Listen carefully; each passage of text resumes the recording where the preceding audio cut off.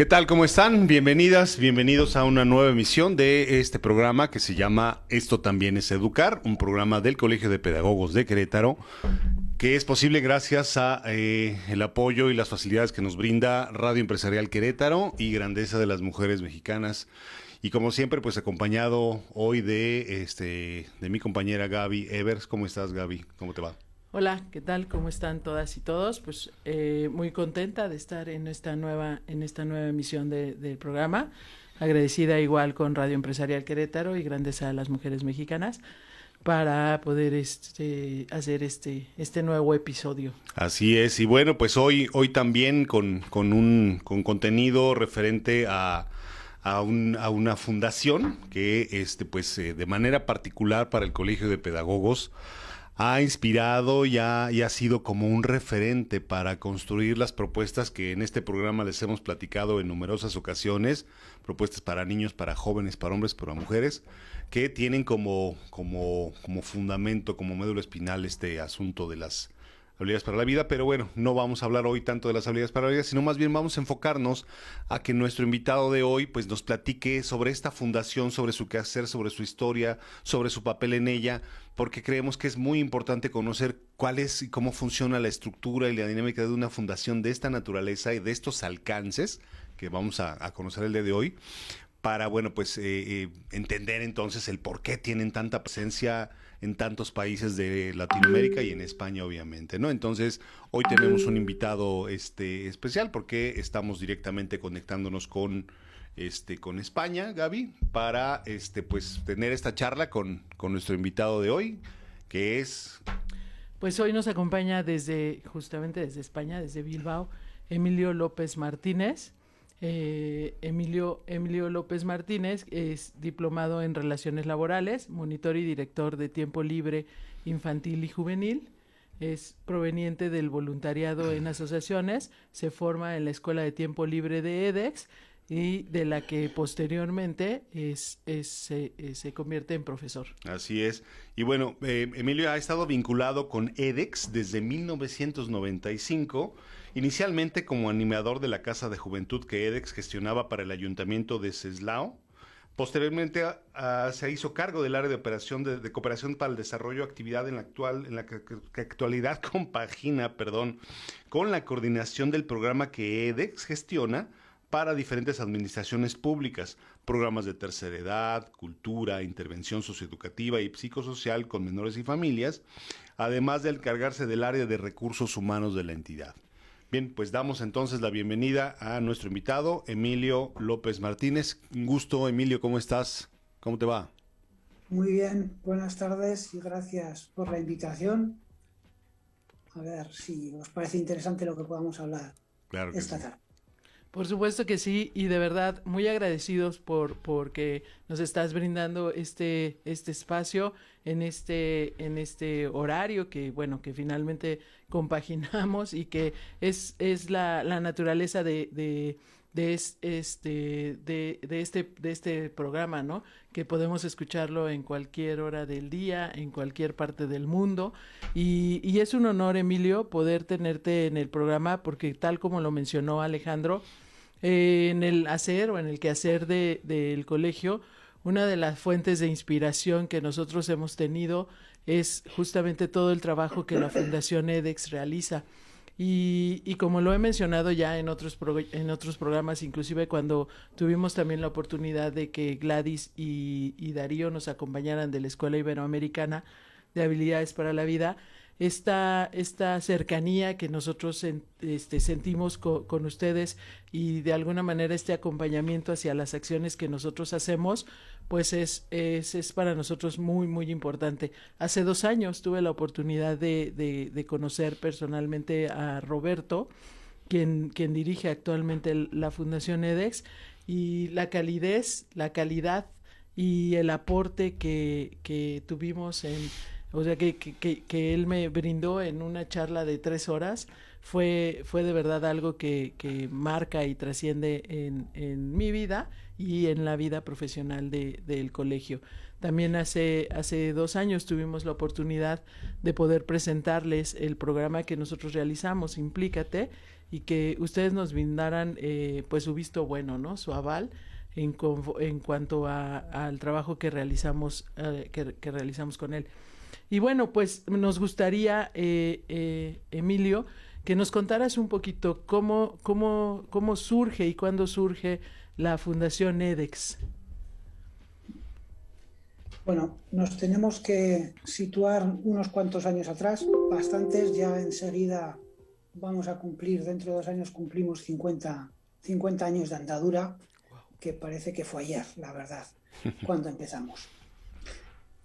Tenemos que situarnos un poco en España, en ese año cuando nace EDEX, que es en el 1973, como sabéis, periodo todavía de la dictadura franquista, con bastantes inconvenientes para el desarrollo de asociaciones, de organizaciones sociales y demás.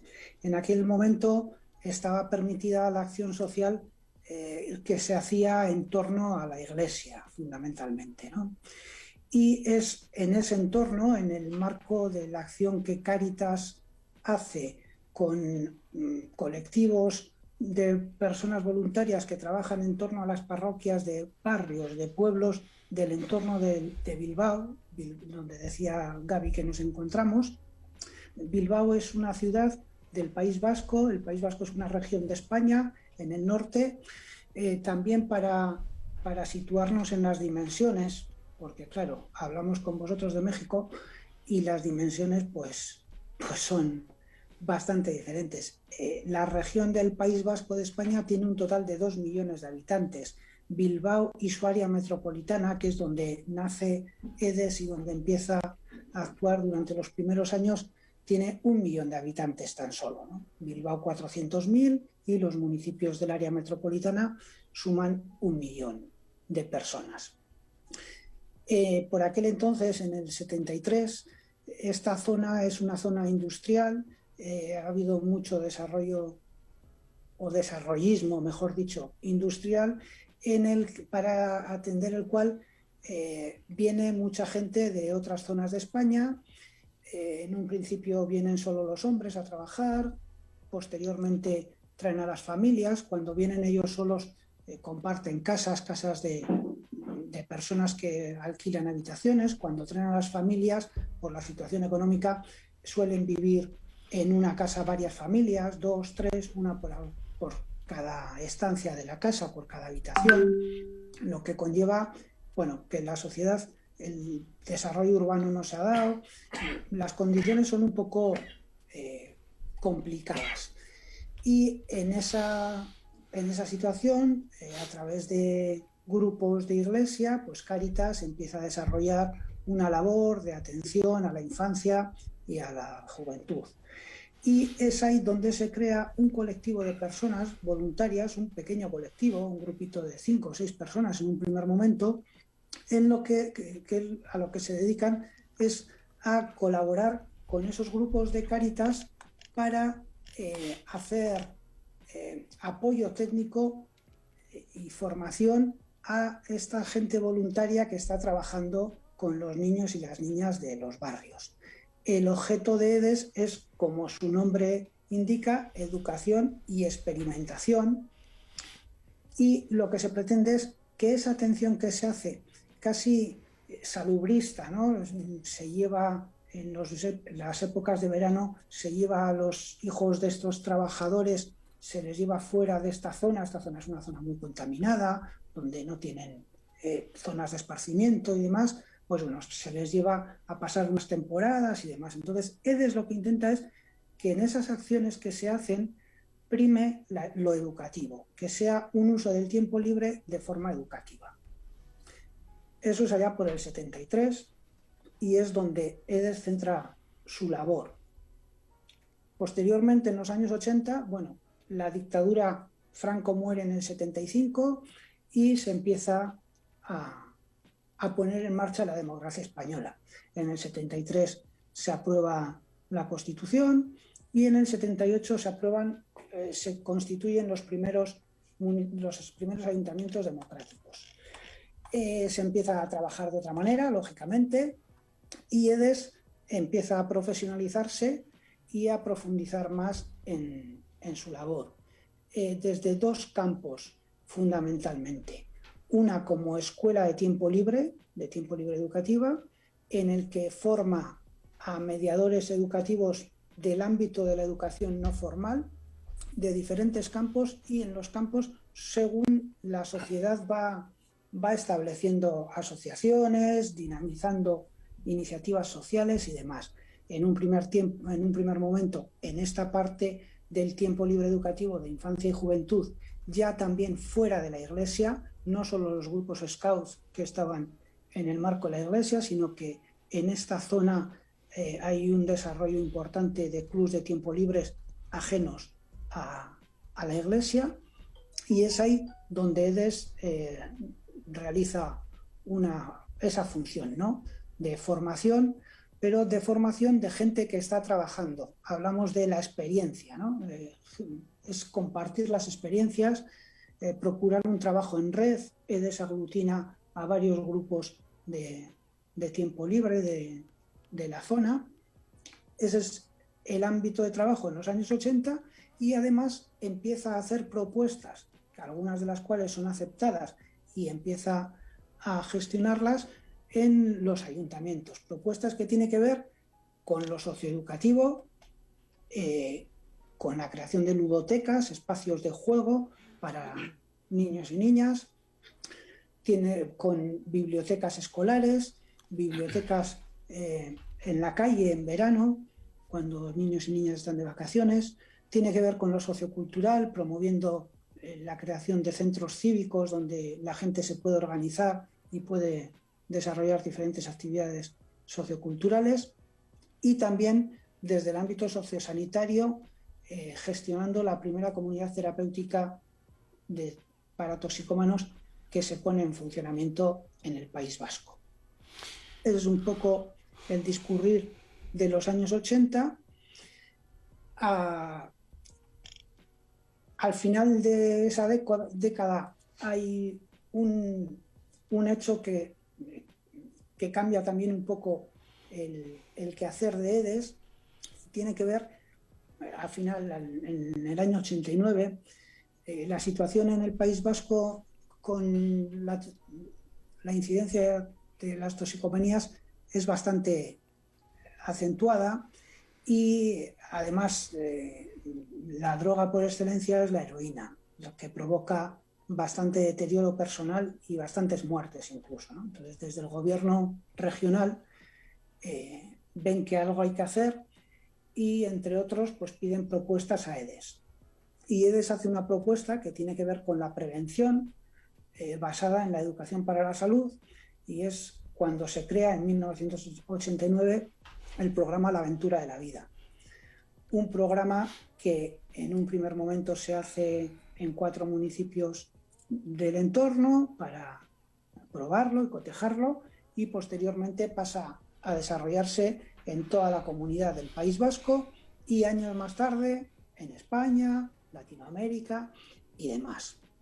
Ese es un poco el punto de inflexión en el trabajo de EDES, puesto que ese programa, 2 años después, en el 91, recibe el premio Reina Sofía de las drogodependencias, y al año siguiente, en el 92, recibe también una mención en la primera Semana Europea de Prevención de Drogodependencias. A raíz de esa mención y del trabajo que ya empezamos a hacer alrededor de la prevención de las drogodependencias, creando materiales didácticos, herramientas educativas para trabajar con la comunidad, pues en ese año, en el 92, la Comisión Europea nos invita a participar en un taller en Guayaquil en el que se trabaja sobre elaboración de materiales para la prevención de las drogodependencias. Es allí donde nos conocen organizaciones de América Latina que se interesan por nuestro quehacer. Y es trabajando con esas organizaciones como llegamos a estar en diferentes sitios y en diferentes países, como comentaba Alejandro al principio, ¿no? Cómo llega una organización tan pequeñita como EDES, de un punto tan pequeñito como Bilbao, a estar trabajando con diferentes organizaciones en tantos sitios. Y es precisamente por eso, porque allá donde trabajamos, no trabajamos nosotros, sino que trabajamos con organizaciones de allá. En ese año 92 es con Cedro, en Perú, donde se hace una primera experiencia piloto con el programa La Aventura a la Vida, para 2 años después hacer una adaptación del programa para trabajarlo en Medellín, con Surgir, con una organización de Medellín, y de ahí, a lo largo de los años, hasta trabajar en 17 países con decenas de organizaciones, pero siempre con esa filosofía de trabajo, ¿no? Que no es EDES quien va a trabajar allí, sino que quien trabaja allí es quien ya está trabajando. EDES aporta en la medida de sus conocimientos, de sus capacidades, pero siempre trabaja con alguien. Lo mismo que en Querétaro se ha hecho con el Colegio de Pedagogos, ¿no? Es el colegio quien trabaja allí, no es EDES, son los programas del colegio y EDES aporta aquello que sabe. Y, lógicamente, lo que sabe EDES se enriquece muchísimo trabajando, en este caso con el Colegio de Pedagogos, cuando hemos trabajado en Medellín con Surgir y con las diferentes organizaciones. Eso es un poco cómo llegamos a trabajar donde estamos trabajando. Pues nada simple la trayectoria de EDEX, ¿no? Pero me llama muy poderosamente la atención cómo en esta narrativa que nos comparte Emilio, más allá de estas pues casi 5 décadas, ¿no? También cuando retomo, porque lo había olvidado, ¿no? El año de nacimiento de EDEX, casi somos contemporáneos, EDEX y yo, entonces, pero me llama mucho la atención, poderosamente la atención, cómo en esta narrativa de Emilio, repito, nos está hablando primero de un entorno político, ¿sí? Estos cambios en el sistema político español, de estos cambios también derivados de la industrialización, como geopolíticos también, ¿no? De la llegada de muchas personas a una ciudad, posteriormente, ¿no? Como de este fenómeno en particular que es el consumo de sustancias. Cómo en estos escenarios tan diversos, en estas épocas tan distintas, lo que da nombre incluso a la misma fundación, o sea, el eje permanente, es el hilo conductor de todo esto, es la educación. O sea, no nos está hablando de programas compensatorios, no nos está hablando de acciones como urgentes o emergentes para contener algún fenómeno que está presentando o alguna situación derivada de todos estos contextos tan cambiantes, sino la riqueza de EDEX radica en esto, ¿no? Que pues no encuentro otra palabra, ese hilito conductor, este punto permanente en su quehacer, en su mirada, es la educación. O sea, no se concibe una modificación en los estilos de vida, una modificación en las condiciones en las que se están desarrollando estas familias, ¿no? Me las imaginaba cuando lo ibas contando, Emilio, todas estas familias hacinadas en una sola vivienda, o sea, todas las condiciones de vida que genera, todos los riesgos a los que se empiezan a exponer niños, niñas, jóvenes, los mismos padres, madres de familia, o sea, toda esta dinámica tan inusual que se deriva de toda esta llegada masiva de personas a un solo lugar. No se entiende su abordaje si no es a través de la educación. Y eso es como muy interesante y muy valioso, porque implica esto, o sea, un proceso permanente que ya nos lo narró Emilio también, de aprendizajes, de experimentación, que es el otro nombre que le da vida a EDEX, pues, y que de repente de este lado experimentar suena suele sonar como que es algo frágil, ¿no? Y la realidad es que no. O sea, el proceso de educación implica también experimentación, porque bien lo dijiste, ¿no? O sea, se va probando primero estos modelos en la comunidad inmediata y no probando en el sentido peyorativo, ¿no? De usar conejillos de India, sino probar sus alcances, probar la metodología, probar los planteamientos que estamos haciendo, porque no son de ocurrencia, tienen un fundamento teórico, técnico, metodológico, pero en todo esto lo que está como hilo constante es la educación. Sí, y esta parte también de compaginarlo con la cuestión de la salud, ¿no? Y la prevención, porque finalmente se aborda desde esta parte, podemos decir biopsicosocial, ¿no?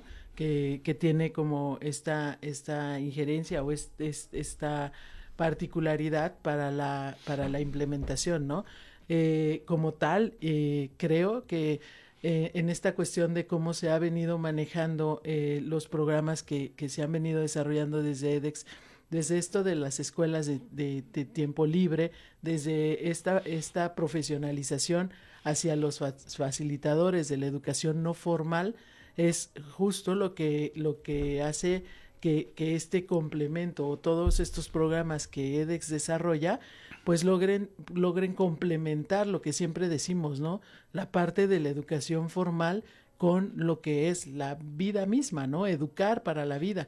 Entonces, el nombre por sí solo dice mucho y dice todo, ¿no? Educación, experiencia, ¿no?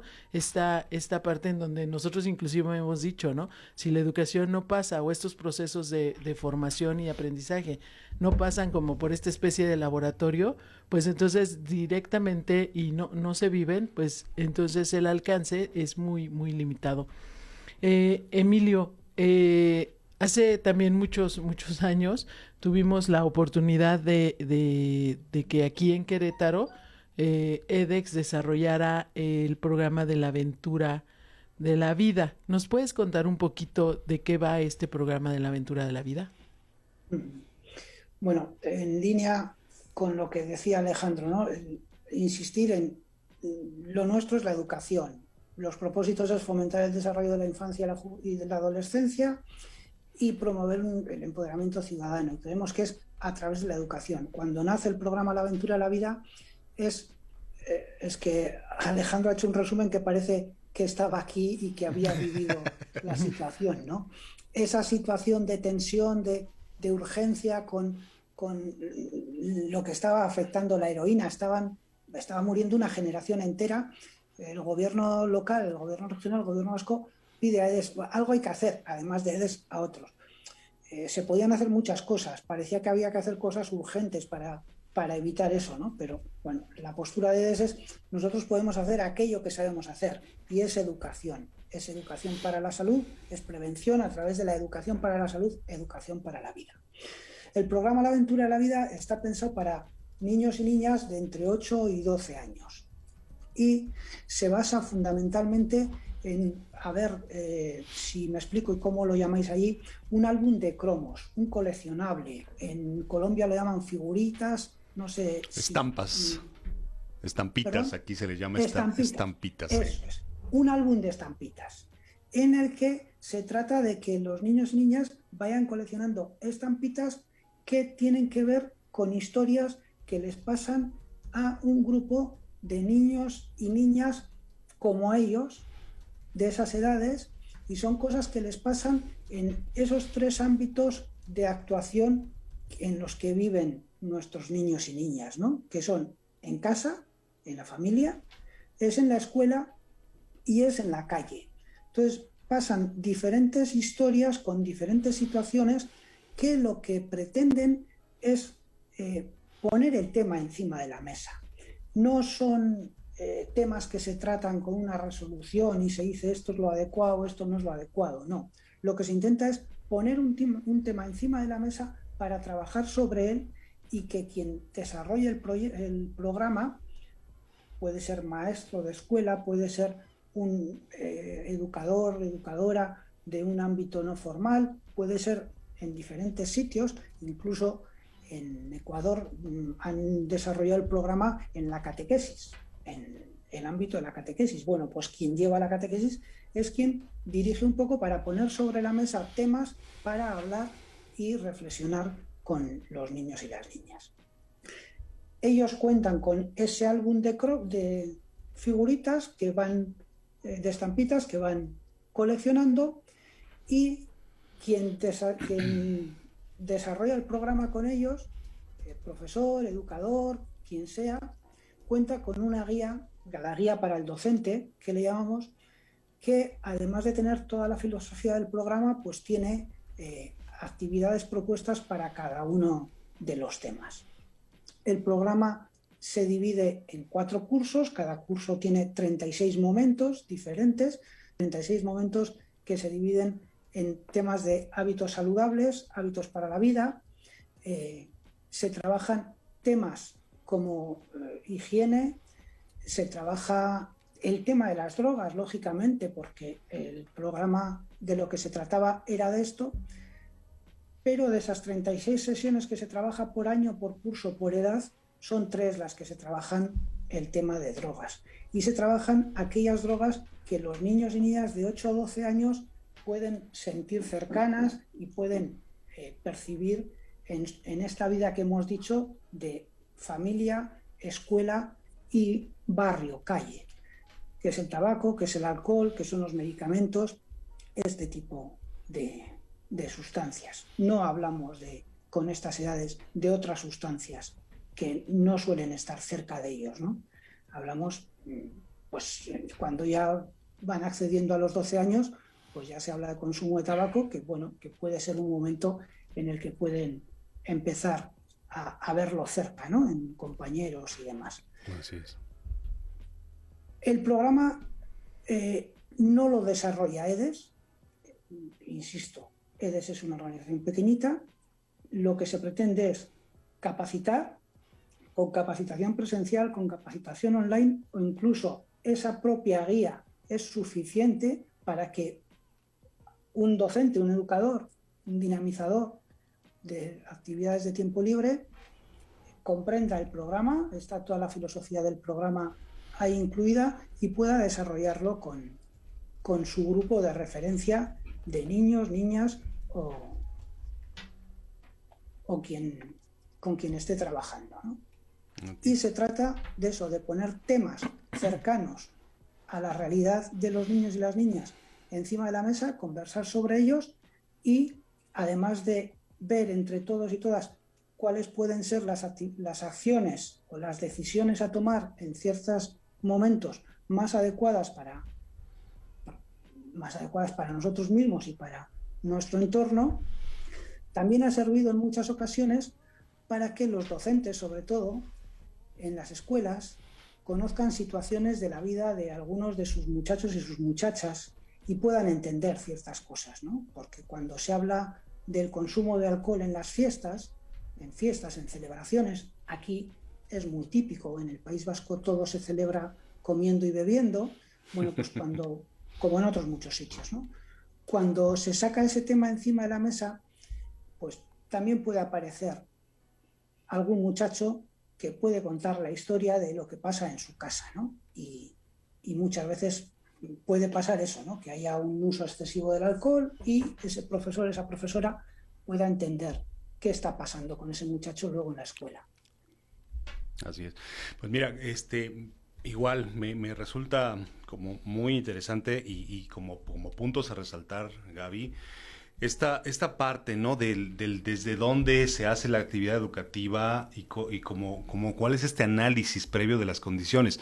Me recordaste mucho, Emilio, hace muchos años aquí en México, o para no generalizar tanto tal vez en esta ciudad, en este estado, se estilaba mucho en el tema de drogodependencia o de adicciones, como le decimos acá.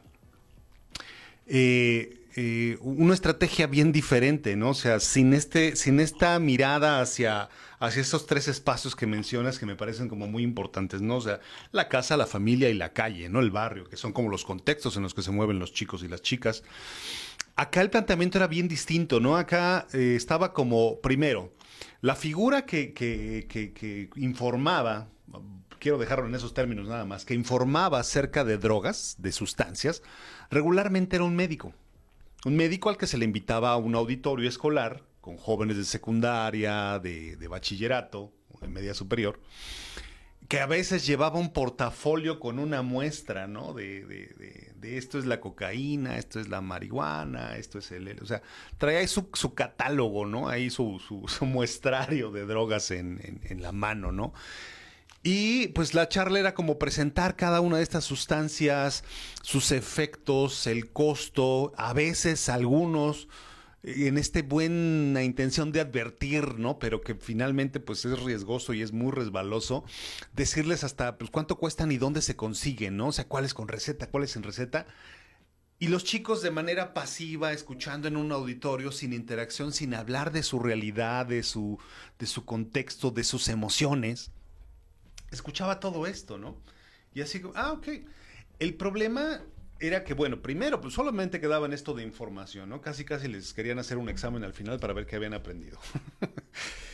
Pero el lío no es ese. El lío principal, a mi parecer, era que al no tener como esta tomada de pulso de cómo viven y cómo funcionan los chicos que estaban recibiendo esta información, me parecía hasta como darles una pistola en la mano. Es decir, ¿cómo se vive en casa? Nadie me lo ha preguntado. ¿Cómo me siento en mi barrio? ¿Cómo me siento aquí mismo en la escuela? ¿Cómo vivo mis relaciones? ¿Cómo vivo mis emociones? ¿Qué habilidades he desarrollado para la vida? O sea, eso nadie me lo preguntó ni nadie lo sabe. Entonces, el hablarme a mí, que soy un chico que vive en una situación de riesgo, con una familia en una situación compleja, que no me conozco, que no soy capaz de comunicarme, que me dejo influenciar fácilmente, y llegas tú, que eres un especialista, y me dices, esta sustancia te hace lo mismo que esta, pero esta cuesta $2, esta te cuesta 10 centavos de dólar, las consigues en la tienda de la esquina. Era súper peligroso, era algo extremadamente peligroso. Pero así se concebía la educación en prevención de consumo de sustancias, ¿no? Hoy ya son distintas las cosas. A mí edX me suena desde mucho antes del colegio. Este programa de la aventura de la vida lo conocí muy de cerca hace muchos años, justo aquí en la ciudad de Querétaro. Pero bueno, el planteamiento, que es al punto que el planteamiento de esta manera sí resulta cuantitativa y cualitativamente, especialmente, como muy distinto, ¿no? O sea, porque sí estamos hablando de una educación en el sentido de que está considerando todos los escenarios que le dota a los chicos, en este caso, de un rol activo, no un rol pasivo, y que no se está centrando en el tema del consumo en sí mismo, ¿no? O sea, consume o no consume, ¿no? Hazlo, sino en cómo lo vivo, cómo lo viven otros, cómo dialogamos y percibimos y concebimos cada quien desde nuestros lugares este asunto del consumo que parece natural, y cómo voy haciendo conciencia para llegar a una toma de decisiones a este respecto, ¿no? Entonces, y además el otro componente, ¿no? No se piensa en estos modelos como expandirlos, ¿no? Como si fuera un producto, así multinacional, ¿no? Como algo que debes de consumir. Sino lo rico de la experiencia es esta alianza y estas complicidades que hacen con entes de otros países para poder compartir la experiencia, compartir los modelos, desarrollarlos. Y entiendo, Emilio, que justo estas experiencias que en otros países se han desarrollado sirven también, como en este tema de la experimentación, sirven también para seguir realimentando el programa en sí mismo y seguirlo enriqueciendo. ¿Es así? Sin duda. En principio, con las cuestiones que estás comentando, esa forma de trabajar, en los programas, y sobre todo los programas de EDES suelen ir acompañados siempre de materiales didácticos, y procuramos que estén lo más cerca posible de sus destinatarios. Hay una serie para jóvenes que es Jóvenes y Drogas, en el que hicimos ya hace muchos años unas pequeñas revistas pequeñitas, finitas, con poco texto, pensando también en para quién era, que son para los jóvenes que no leen un manual sobre drogas, y queríamos que leyeran tuvieran la información sobre las sustancias. Importante que sepan cómo afecta al cerebro el consumo del alcohol. Sí, por supuesto que es importante. Importante que sepan que ciertas drogas, el consumo abusivo de las drogas mata. Sí, pero un adolescente de 16 años no ve la muerte como un peligro, porque no la ve cerca. Entonces, bueno, pues es información, no hay que ocultarla. Pero no es la información que más le va a atraer y que más le va a animar a seguir leyendo esa información. Igual sí le atrae más el saber que fumar te provoca mal aliento, que cuando vas a dar ese primer beso, habiendo fumado, entonces igual eso te atrae un poquito más a seguir leyendo lo que yo también te quiero contar, ¿no? De posibilidad que tienes de decidir si quieres fumar o no quieres fumar. Entonces es un poco el enfoque. Eso en la parte que comentabas, Alejandro, sobre cómo se planteaba la información en algunos momentos, ¿no? Que aquí también lo hemos vivido, se ha vivido en todos los sitios, la información sobre drogas. Y luego sobre los aportes que otras organizaciones, con aquellas organizaciones con las que hemos trabajado han hecho al programa. Lógicamente, el programa ha ido cambiando. Nosotros, en torno al programa La Aventura de la Vida, en el año 96, creamos la red Aventura de la Vida, Red Iberoamericana La Aventura de la Vida, en la que participan las organizaciones de esos 17 países con los que estamos trabajando el programa. Solíamos hacer 1 hasta 2 seminarios en algún momento anualmente, donde lo que intentábamos era ir desarrollando el programa con las diferentes experiencias que había en los diferentes países, pero sobre todo en los diferentes entornos, porque no importa tanto el país, sino el entorno en el que se desarrolla. Viendo qué cosas utilizan unos que nos pueden servir a otros, ver qué cosas podemos unificar desde el lenguaje, intentar unificar un lenguaje que nos sirviera para todos. Nosotros aquí lo llamamos coche, en otro sitio se llama carro, en otro sitio se llama vehículo. Bueno, ¿qué palabra puede ser que nos sirva para todos? ¿Qué metodologías? ¿Qué temas sí, qué temas no? Y luego el programa se ha ido enriqueciendo con cuestiones realizadas en otros sitios. Por ejemplo, el programa La Aventura de la Vida cuenta con una serie de culebrones que se hicieron en su día en Colombia. Posteriormente hicimos otro programa complementario también a La Aventura de la Vida, pero incluso para niños y niñas más pequeños, Cuentos para conversar, de la mano de Iván Darío Chaín y Gladys Herrera, a quienes conocisteis, habéis tenido la suerte de conocer, porque nosotros pensamos que tuvimos la suerte de conocerlos. Empezamos a trabajar en ese programa y es un programa que está hecho en Colombia, o sea, no es un programa que hacemos en Bilbao y luego intentamos venderlo en el resto del mundo. No, es un programa que lo vamos enriqueciendo con los aportes de diferentes organizaciones y de diferentes formas de entender este trabajo que estamos haciendo y cómo plantearlo a las familias, a los educadores, a los niños, a las niñas. Correcto.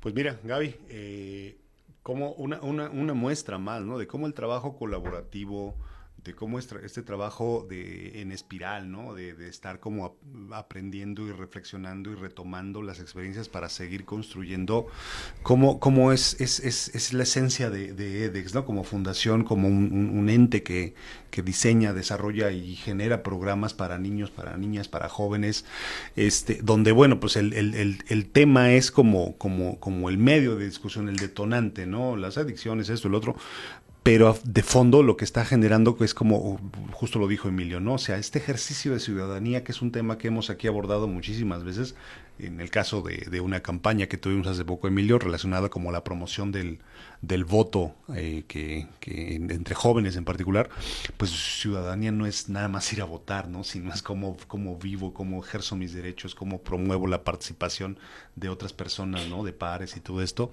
Y aquí lo estamos encontrando como estos componentes constantes en todo lo que genera EDEX, pues que han permitido que llegue a los alcances que tiene hoy como fundación. Sí, así es, y bueno, pues aquí nos corre la parte de tener el tiempo en contra.